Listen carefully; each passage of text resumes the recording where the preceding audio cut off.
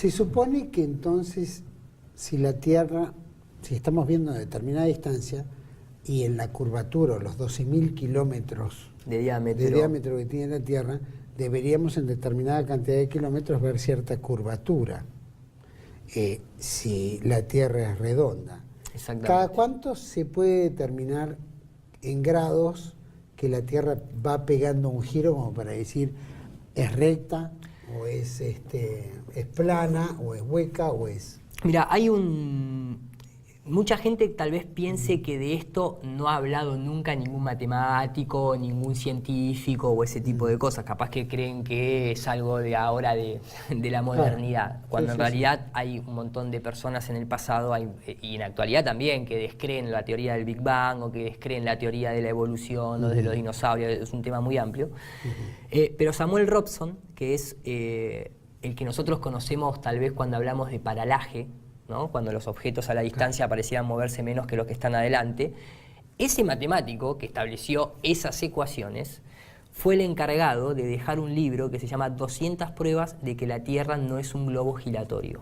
Y dejó 200 pruebas enumeradas de carácter pura y exclusivamente científico, demostrando medidas. Hoy en día cualquier ingeniero sabe que hay puentes o canales en China que se han hecho sin contemplar la curvatura, y estamos hablando de canales o puentes de 1000 y pico de kilómetros, o sea, hay un montón de comprobaciones, y digamos que para las dimensiones que nosotros mencionamos, hay una tabla, ¿sí?, que la puede hacer cualquiera en su casa, que se ajustó a 8 pulgadas, por milla cuadrada de decaimiento de curvatura, que no es exactamente correcta, es 7,90 y pico, pero se llegó al consenso de decir 8 para redondear los números. Lógicamente, en una distancia muy prolongada vas a tener un grado de error, pero así todo, estamos hablando justamente que la ciencia heliocéntrica, me gusta decirle por no oficial, porque yo creo en la ciencia justamente, nos dice que a los 15 kilómetros de altura, a los 20 kilómetros de altura, esto debería ser así. Esto es esto es una cámara a los 36 kilómetros de altura. Esto es el programa AutoCAD, en donde se determina la altura, se toma en cuenta una lente de 35 milímetros que más o menos abarca visualmente 90 grados. Y siempre el horizonte está recto. El tema es que hoy en día hay una tendencia de moda a la GoPro. Entonces, la gente común no puede determinar si lo que está viendo es que la Tierra es curva o que realmente es un engaño óptico de un lente llamado ojo de pez. Entonces, el tema viene, bueno, siempre nos van a mostrar imágenes digitales. Yo quería llegar a una imagen que es esta. ¿Desde qué altura tiene que verse la Tierra? Redonda, ¿no? Lo dice la revista Muy Interesante, por ejemplo, una revista de carácter científico que todo el mundo conoce, y acá te lo dice. Para ver bien la curvatura terrestre, habría que volar bastante más arriba. Uno diría, ¿cuánto? ¿100 kilómetros? No, 15.000 metros. A 20.000 metros ya es claramente perceptible. Eso no es demasiada altura hoy en día. 20 kilómetros. Exactamente. Nada más que eso. Un avión militar viaja a 20 kilómetros. Un globo aerostático llega a 40. Y bueno, yo traje para que vos veas un cohete de la propia NASA a 120 kilómetros de altura, que ya ahí no podría haber lugar a duda directamente. Me gustaría que me mostraras algunas fotos en las cuales el horizonte aparece perfectamente plano, como para ilustrar a la gente de si efectivamente, bueno, hay alguna curvatura, ¿no hay? Claro que sí. Mira, yo traje, bueno, muy interesante como un dato de color, ¿no? O sea, la gente que está en su casa puede hacer este ejercicio. Pongan en Google imágenes de satélites reales y fíjense cuántas aparecen. No hay ninguna. Ninguna. Hay más de 17.000 objetos, más de 14.000 satélites, más basura espacial, etcétera, supuestamente orbitando en este momento en la Tierra. No hay un solo astrónomo que agarre un telescopio que enfoca a miles de kilómetros de distancia y enfoque un satélite de los 17.000 que hay. Ni siquiera pedimos eso dentro de la comunidad no esfericista, como me gusta a mí llamarlo. Le decimos a muchos astrónomos que se enojan con este tema: enfoquen un globo aerostático de los que tienen los satélites colgando, que saben que existen, que están nada más que a 20, 30 kilómetros de altura. A ver si el telescopio es tan potente como para visualizar eso. Inclusive esos dispositivos tienen sistema de traqueo, uno puede ver por dónde andan y como la ISS, que nos dicen que la Estación Internacional Espacial va a pasar por tal ciudad, tal otra, y siempre es un punto blanco, que viaja muy parecido a un avión llamado U-2, que es un avión militar de altitud, que viaja muy rápido. Otro tema aparte.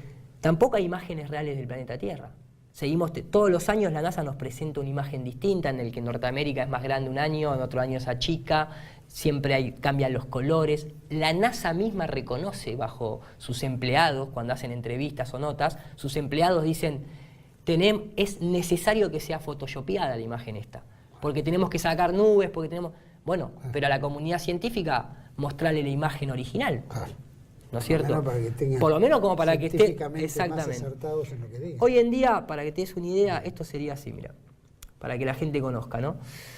Estos logos que vos ves ahí arriba hacen referencia a, bueno, lo que hablábamos, la operación Fishbowl, que fue directamente 30 bombas nucleares directo a la ionósfera hasta los 83 kilómetros de altura, haciendo explosión. Vos lo viste fuera de cámara.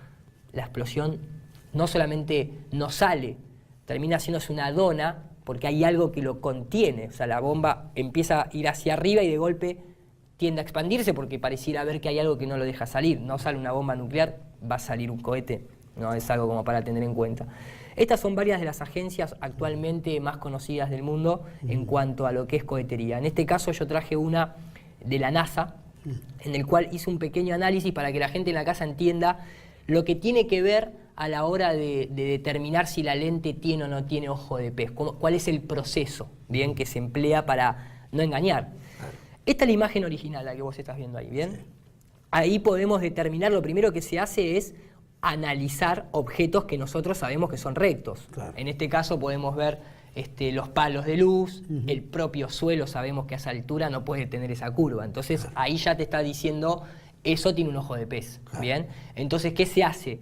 Se utiliza lo que uno conoce en la realidad que es recto y se lo ajusta, ¿bien? Entonces cuando se ajusta, lo que se hace es a nivel de suelo, ahora lo vas a ver, perdón por el desfasaje temporal, hay que tener en cuenta algo, la cámara está apuntando hacia abajo y no a nivel del horizonte. Eso también a la hora de corregir la imagen tiene mucho que ver. Ahí está. Ahí ajustamos. Entonces, una vez que se ajusta, lo que se hace es, bueno, se continúa el video, empieza a despegar. Ahí el cohete empieza a girar. Yo lo adelanté en tiempo, tarda un poquito más, tarda 1 minuto y pico. Y ese es el horizonte a 120 kilómetros de altura. 120 kilómetros de altura. Lo que se está dibujando es la curvatura que nosotros deberíamos ver a nivel matemático para esa altitud. Y eso está plano. A 120 kilómetros de altura. Y nuevamente, el cuestionamiento es, ¿por qué le ponen una cámara con ojo de pez cuando estamos hablando de que hay que hacer un análisis científico? ¿Cuál es el interés de poner una cámara en ojo de pez? Y después, bueno, lo que sucede con el cohete de arriba es más que interesante, ¿no es cierto? ¿Y cuál crees vos que es el interés? Porque todas esas agencias, y evidentemente debe haber organizaciones, elite, ¿no es cierto? Como Nuevo orden mundial, dirían algunos. Logias, etcétera, ¿no? Que mantienen cierta información, todo eso lo compactan y se lo dan masticado a la sociedad. ¿Por qué crees cuál es la temática de mostrar que la Tierra es redonda y no plana? O que tenga otra forma. Mira, hay dos cosas que son, para mí, por lo menos, bueno, para mucha gente que está en el tema, ¿no? Primero hay una situación económica. Realmente cuando uno se fija cuál es el precio que se paga solamente por la Estación Internacional Espacial, fueron 150 miles de millones de dólares para algo que hoy en día es una risa. Ver cómo los astronautas se le ven los cables y todo ese tipo de cosas es una tomada de pelo.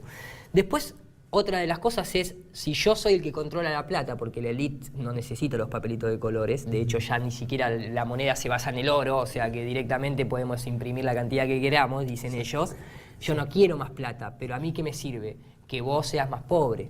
Entonces, cuando uno habla de cosas a nivel gubernamental, cuando un país compra algo, vamos a suponer Tecnópolis, que ha sido un tema bastante de nuestro país, bastante, ¿no?, tendencioso a decir se lavaba dinero, seguramente se haya dicho, no, desconozco, pero quiero decir, a la gente le quedaba eso.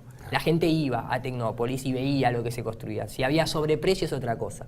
Ahora, a nivel satelital, a vos te están cobrando por un servicio, o por la Estación Internacional Espacial te están cobrando por un método que supuestamente está ahí arriba investigando algo, que no está, y que vos no tenés manera de comprobarlo, pero vos como país sacaste préstamo para poner un satélite en órbita. Entonces a vos te empobrecen ese préstamo, o sea, al FMI, para pagarle a la NASA. ¿Y quién paga el préstamo en FMI? El pueblo, no lo paga el gobierno ni el presidente de turno. Sale de los impuestos. Sale de los impuestos. Entonces vos ahí ya tenés un método para seguir empobreciendo, porque cuando se habla de un satélite se habla de muchos millones de dólares, ¿bien? Y después hay otro punto que es mucho más importante, por lo menos para mí, que es un tema espiritual.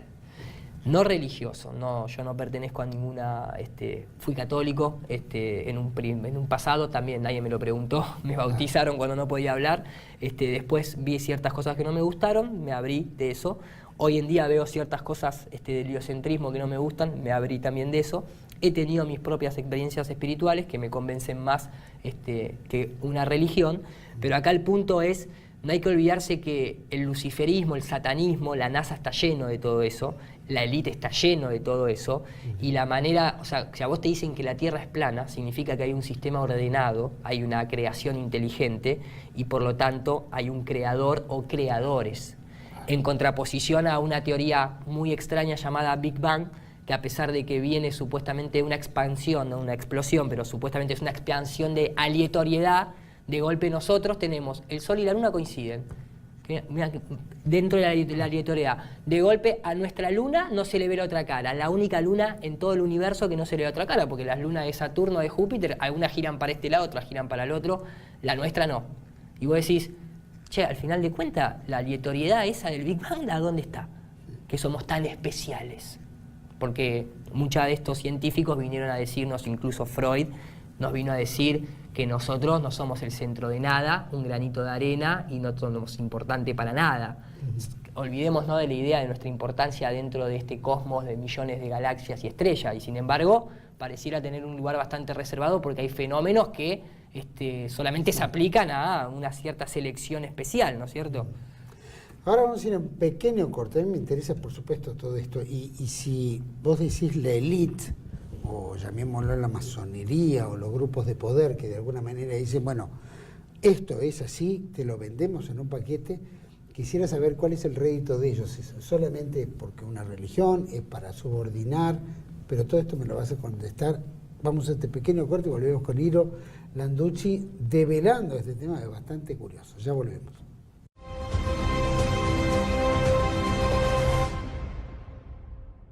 Bueno, seguimos aquí en Contracara con Iro Landucci. La verdad que veníamos bastante embalados. Yo lo escucho porque me sorprende y aprendo. Por lo menos de lo que tenía dudas, o sigo con dudas. Sí, o con más, ¿no? O más dudas. O más dudas. Recién hablamos del tema de la élite mundial, ¿no? La masonería que utiliza tantos símbolos y qué sé yo. Y vemos en la mayoría de las organizaciones del mundo, todas sean las que sean, utilizan diferentes estímulos, ¿no? Sean enojos o rituales o los grados 33 de la masonería. El famoso 33. ¿No es cierto? Quiero que me digas cuál es el fin de ellos, cuál es el objeto de que quieran que la sociedad religiosamente acepte una tierra redonda y no plana. ¿Y a dónde quieren llegar? Esférica. Esférica. Porque redondo hace referencia a un círculo, sí, y dentro de... Y la Tierra... En lo plano puede ser circular. Exactamente. Mirá, es una pregunta que lógicamente va a estar sujeta a especulación porque ninguno de nosotros pertenecemos a ningún linaje de esos, ¿no es cierto? Como para realmente decir, es así. Como tal vez sí podemos hacerlo matemáticamente a la hora de sacar medidas, ¿no es cierto? Especulamos porque hemos visto trabajar mucho estos temas. En estadística, tenemos una estadística que tal vez comprende, ¿no?, un panorama para especular con más certeza. Exacto. Mi opinión es, como te decía, hay una cuestión espiritual muy arraigada detrás de todo esto. O sea, el control del... Cuando uno habla de que la religión es el opio, ¿no es cierto? Yo creo que ahí se está embolsando muchísimo, porque se están embolsando cosas de espiritualidad. O sea, religión, ¿no es cierto? Etimológicamente viene de religar, o sea, de volver a unir a algo. Creo que, como lo que mencionábamos en otro bloque anterior, o sea, estamos hablando de que si nosotros decimos, bueno, a nivel occidental, porque tal vez la otra parte del mundo tiene otra tendencia, ¿no es cierto? Sobre todo la parte musulmana, ellos saben que la tierra es plana. Te lo dice, o sea, te se enseña hasta en el colegio, básicamente. Pero digo, a nivel occidental,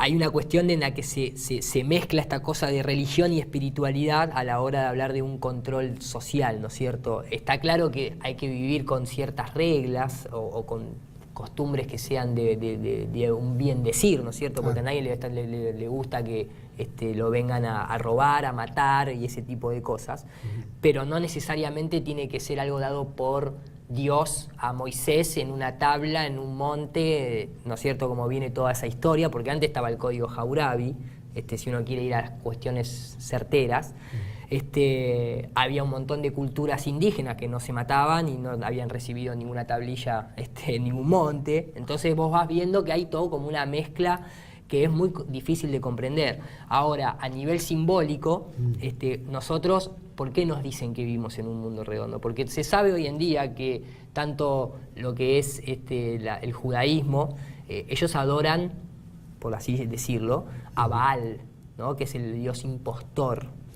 No hablo de todo el judaísmo ni nada, pero quiero decir, en la filosofía, en la religión judaica y también cristiana o católica, en la Biblia mismo también se habla de este dios Baal, ¿no es cierto?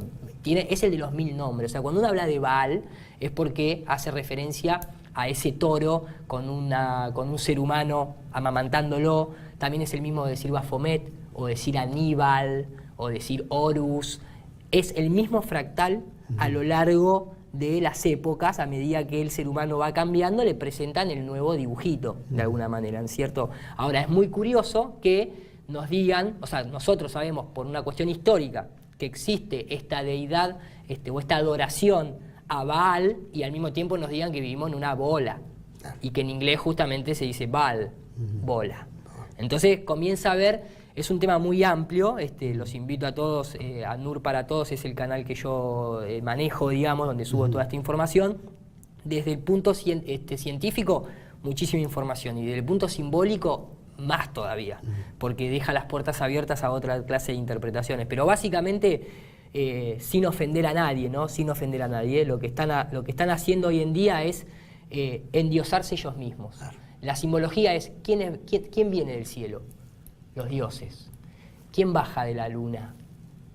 Los astronautas vestidos de blanco, como nos presentan a los dioses, siempre con esas telas blancas, ¿no es cierto? La masonería, que tiene, y está totalmente avalado eso, que tiene una relación directa con la NASA, los astronautas tienen el anillo, están anotados en logias, no lo ocultan eso, se endiosaron.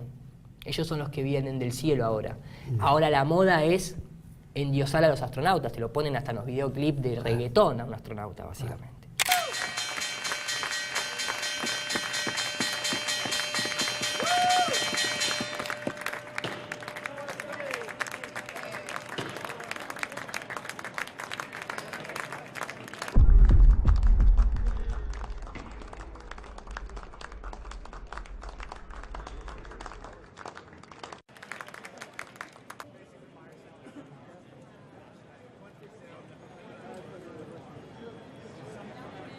Ahora, los astronautas, bueno, evidentemente a la élite le interesa más que nada hacer creer determinadas cuestiones por un tema de poder, supongo, aparte cabalístico, y tendrá que entrar una serie de esoterismo, como recién lo planteaba, más allá de la religión, la cual, bueno, entendemos que la espiritualidad, el hombre vive de espiritualidad. No nos queda otra, en algún momento desencarnamos. Pero también existe una nueva etapa moderna del siglo XXI donde está la religión New Age, y ahí entra todo un bagaje de todas estas cosas raras que de alguna manera tratan de romper con la tradición de algunas religiones como la cristiana, pero te impone otro esquema, suplanta esa religión, tal vez materialista, tal vez esotérica, ¿no es cierto?, con otro envoltorio, con otro sentido, pero también tiene otra profundidad que no tiene nada que ver con lo que uno aspira del amor al prójimo, ¿no? Acá entra a jugar otros factores. Exactamente. Lo que me gustaría en este elite, que evidentemente están todos, todo un nivel científico complotado, porque de alguna manera para que todo el mundo esté de acuerdo que la Tierra es plana y no es esférica, tiene que haber un consenso. Un consenso general, más allá de lo contrapuesto entre países, políticas o enfrentamientos, en algo se ponen de acuerdo en esto, ¿no es cierto? Sí. ¿Y eso qué tiene que ver? ¿Porque hay una masonería universal que empuja esto? ¿O es porque hay un acuerdo científico en el cual, bueno, pongámonos de acuerdo, la Tierra es así? Exactamente. No discutamos más el tema. No hay que ir muy lejos. Primero la gente tiene... Que es algo que se les presenta, que se nos presenta a todos, decir, pero ¿qué? Entonces todos los ingenieros, todos los geógrafos, toda la gente está toda complotada, es imposible. Obviamente es imposible, pero ¿qué pasa? Todo eso rige bajo la UNESCO. Entonces no es que todos están complotados, es que hay la ONU, la UNESCO, que es la Asociación Científica Educativa, que baja todos los planes de estudio a las universidades que son católicas algunas, en su mayoría, si son laicas, también vienen por plata de, bueno, ¿no? No quiero entrar en detalle porque pareciera ser como que estamos hablando mal de eso y no viene por ese lado, pero quiero decir, no es tan difícil controlar porque hay uno que es el que baja, ¿no es cierto? O sea, el que es lo que pasa en la corrupción política, el que está arriba, no, el que está abajo no sabe lo que está haciendo el que está arriba, obedece órdenes básicamente. Y cuando cuestionás, te tratan de loco. Entonces, después viene toda esa apartheid a la gente que cuestiona, por ejemplo, que el cáncer no se cura con quimioterapia. ¿Cuántos médicos le han sacado la matrícula y tienen problemas por hablar de Hammer? ¿No es cierto? O de terapias alternativas. Lo mismo pasa con esto. Entonces, el punto es que a nivel control científico, la UNESCO es la que maneja todo lo que es los planes de estudio. La gente no sabe, por ejemplo, que existe un método de estudio que se llama Trivium y Quadrivium, que es un método de estudio, que lo pueden googlear y lo van a encontrar, que hace referencia a dice así justamente, es un sistema educativo para gente, por decirlo de alguna manera, para personas libres en contraposición a las artes serviles de los esclavos. Y la gente no sabe que la palabra familia, si ahora mismo yo pongo etimología de la palabra familia, viene del latín famulus, que significa esclavo. La familia, aunque parezca extraño, la palabra familiar debería decirse linaje, porque vos compartís sangre, no esclavitud con tu familia. Y a nosotros nos tratan constantemente como esclavos. El pedagogo era la persona que educaba a golpes y era un esclavo que tenía la instrucción de educar a otros esclavos, porque no quería el jefe educar a los otros, no quería perder tiempo adoctrinando para que trabajara. Entonces en el sistema educativo hay cosas que están muy transgiversadas, ¿no es cierto? La agenda de la educación prohibida de Pilar Baselga te muestra mucho lo que es esa parte a través de los protocolos de Sion. Entonces digamos que a nivel elite está claro que ellos siguen otra agenda o tienen otro nivel educativo, tienen otro acceso a la información y no la comparten, y a nivel religioso eso también sucede. Por eso el Vaticano sigue controlando de alguna manera la banca vaticana, el armamento, el sionismo también tiene mucho que ver porque son los dueños de los bancos. Te lo resumo así, hay una unión muy sospechosa que es la siguiente. La palabra Israel viene de Isis, Ra y El, 3 dioses egipcios. Y curiosamente los jesuitas tienen la letra I, la letra H y la letra S, que pareciera ser una referencia a Isis, Horus y Set. Después te pueden decir que viene del corazón sagrado de lo que fuese, pero el punto, ¿sabes cuál es? Cuando vos tenés que compararlo en la realidad es, ¿en el Vaticano hay un obelisco? Sí, lo hay. Entonces, IHS, a mí por lo menos, me cabe más que sea Isis, Horus y Set, porque por sus frutos los conoceréis. Es difícil, ¿no? Este temita. Me estás haciendo sudar gotas gordas. Quería preguntarte en este tema de la Tierra plana, volviendo, ¿cuán plana es? Partamos de la base. No te voy a pedir el grosor. No, te lo doy si querés igual, está comprobado. ¿Cuán plana es? Y si es plana, los viajes o qué es lo que la rodea, o hay algo que determine un punto donde no se llegue. O hasta dónde podemos llegar si es plana, o tiene un fin, o tiene una terminación, o aparecemos en otra dimensión. Esa es otra. Qué cuestión esa, ¿no? Mirá, vamos, datos empíricos concretos por si la gente lo quiere corroborar. 1987, el gobierno ruso, con colaboración internacional, desarrollan un proyecto llamado Pozo Kola, Super Kola, con letra K. Fue lo máximo que se pudo excavar en toda la historia de la humanidad. Ninguna petrolera ha alcanzado lo mismo, o si ha alcanzado exactamente lo mismo, lo cual es curioso, que son solamente 12 kilómetros. 12.267 metros se perforó la corteza terrestre de un supuesto radio de 6.400 y pico, ¿no es cierto? Si la Tierra tiene 12.000 y pico, fíjate qué curioso, radio.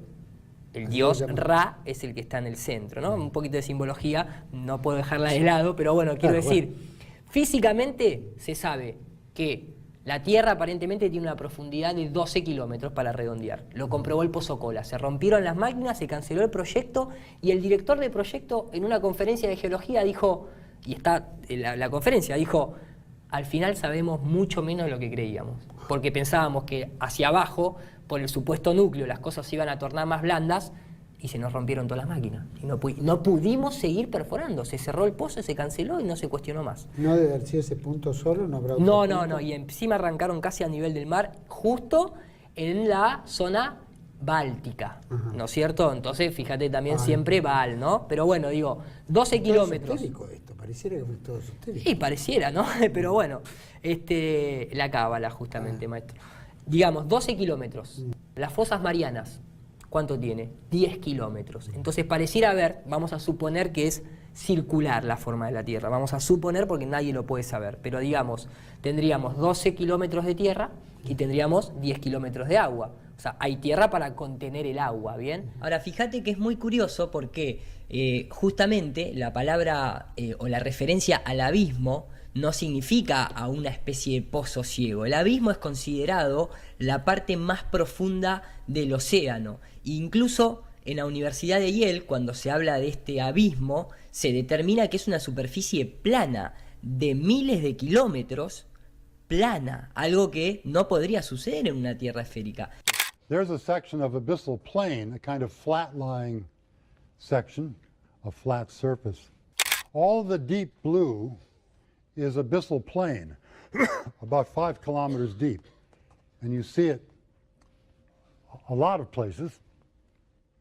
Incluso cuando uno va, por ejemplo, a documentales como fue en Blue Planet, el cineasta documentalista Mike DeGury, cuando hace el último documental casualmente, desciende en submarino hasta las fosas marianas, hasta lo máximo que se puede llegar, y sorprendentemente él mismo describe que cuando estaba ahí abajo se topó con una capa tan densa de agua que no podía seguir penetrando hacia abajo e incluso el submarino rebotaba, y lo extraño es que al rebotar el agua hacía como ondas, como si estuviese, digamos, afuera en la superficie, como si estuvieses en una playa en la superficie, algo que no tiene ni siquiera sentido.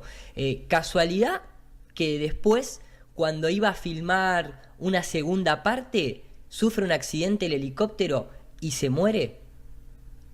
Es como demasiado sospechoso, ¿no es cierto? O sea, cada vez que alguien o está por dar la vuelta a la Antártida, se muere, o está por llegar al fondo, se muere, o está por demostrar algo que de alguna manera pone en tela de juicio al heliocentrismo, siempre pasa algo extraño, ¿no? One of the strangest places on the ocean's floor was only just discovered in the 1990s. And Mike DeGury is one of a handful of people to ever see it in person. Without a doubt, one of the most amazing things that I had ever seen in the bottom of the ocean. It was while filming for Blue Planet. It was in the Gulf of Mexico. And I noticed there's something out in the distance. Couldn't tell exactly what, but it looked like a dark band. And as we approached it, the dark band became a donut. I saw saw this donut that was black in the center. What the heck is that? And so, as we get closer and closer to it, I noticed that the black band had what appeared to be kind of steam over it. And then I looked, and there was water lapping against the shoreline. This band was a ring of mussels. And inside the ring of mussels was a lake. And it's like, wait a minute, I'm already underwater. We went out over the water in this lake and tried to descend in it and bounced off. It was so super saline and dense that the submarine couldn't go down in it. We literally bounced off, and as we bounced off, we sent ripples heading back to the shoreline. It was insane. I've never seen anything like it. Dos cineastas colegas de James Cameron, director de las películas Avatar y Titanic, han fallecido en un accidente de helicóptero en Australia. Andrew White, de 52 años, y Mike de Gruy, de 60, estaban trabajando en un documental con el director de cine y la revista National Geographic cuando se produjo el accidente al poco de despegar al sur de Sydney. De acuerdo con las informaciones de los medios de comunicación locales, ambos se encontraban en Australia trabajando en un documental sobre Papúa Nueva Guinea. White había trabajado para Cameron en 6 expediciones documentales en el fondo del océano. De Gruy, un buzo y piloto submarino ganador del Emmy con 30 años de experiencia en filmación oceánica, dirigió la fotografía submarina de la película de Cameron Últimos misterios del Titanic. El director de cine ha declarado en un comunicado emitido por National Geographic que los dos han muerto haciendo lo que más amaban.